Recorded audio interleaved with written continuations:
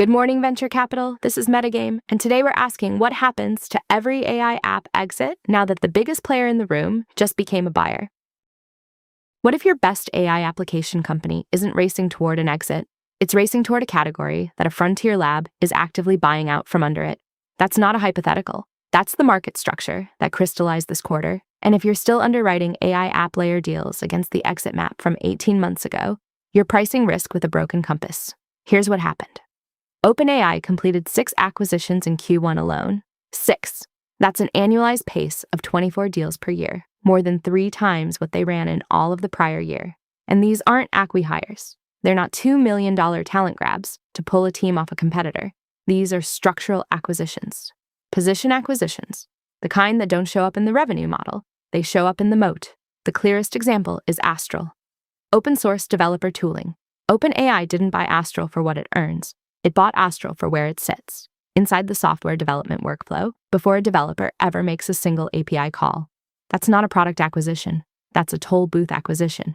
And OpenAI just planted one upstream of every developer who might otherwise have been a neutral party. Then the pace accelerated. A new enterprise deployment unit backed by more than $4 billion in initial capital. Simultaneously, an acquisition of an AI consulting firm called Tomorrow, roughly 150 engineers and deployment specialists absorbed in one move.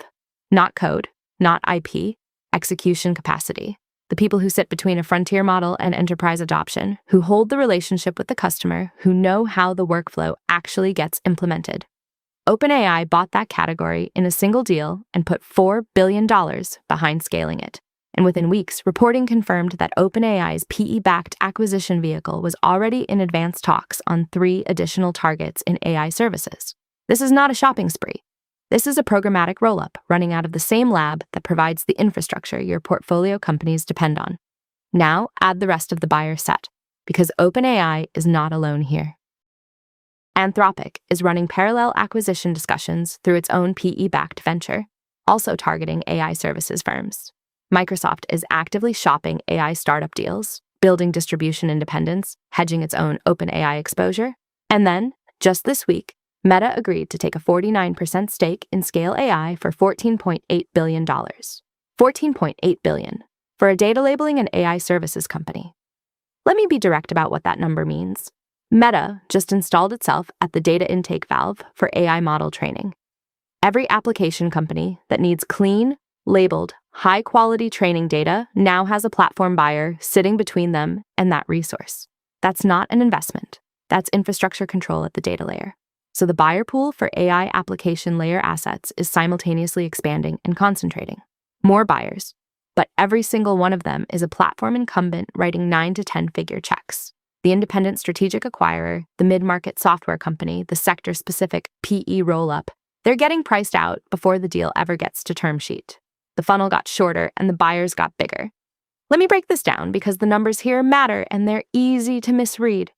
The Q1 deal market in AI applications looks healthy on the surface. 1,003 SEC Form D filings, $256 billion in total capital. That sounds like a robust market. But the median check was $27.6 million and the average was $255.4 million. That gap, nearly $228 million between median and average, exists because 41 megadeals captured $193 billion of that total. Strip those out, and what you have is a market writing $5 to $30 million checks into vertical AI applications and workflow tools. That is the actual app layer market. And that market just had its exit math rewritten. The funding data was already telling you something before the roll-up acceleration. Horizontal AI SaaS funding is down 35% year over year. Vertical AI SaaS is up 3%. The market already voted. Investors were already pulling back from horizontal tooling because they could see the frontier labs winning that category. Now, OpenAI is buying the votes it missed, acquiring the horizontal tools, absorbing the developer workflows, and making the funding contraction a self-fulfilling prophecy. Astral sits squarely in horizontal tooling. So does most of the AI services category, the Tomorrow acquisition, and the reported services pipeline signal that the roll-up is moving down the stack, past product, past code, into deployment and consulting.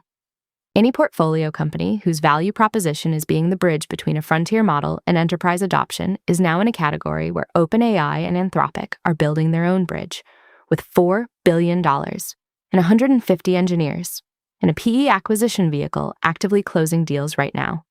Here's the enterprise context that makes this even sharper. KPMG's Q1 data shows 65% of enterprises report difficulty scaling AI implementations. 62% cite skills gaps as a primary blocker.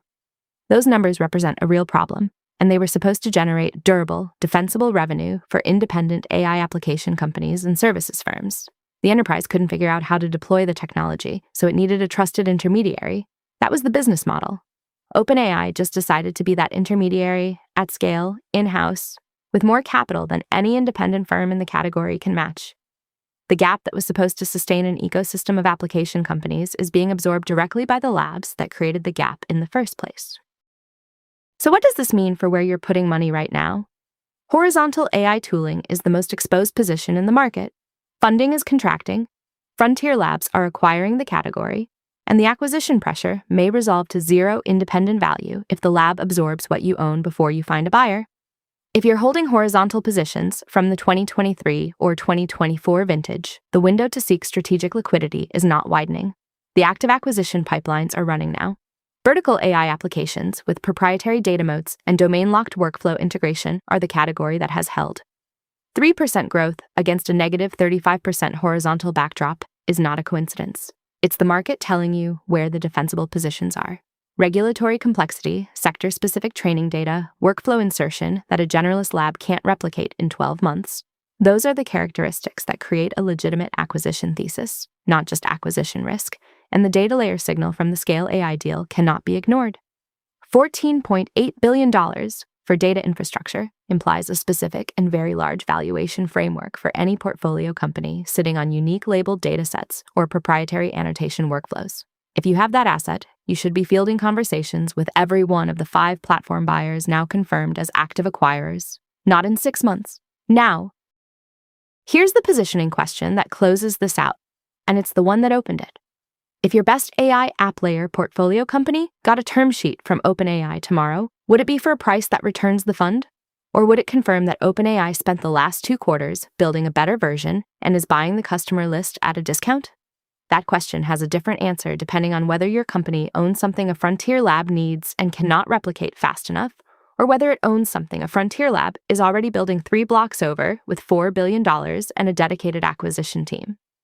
The exit map for AI application companies used to read IPO, strategic acquirer, or shut down.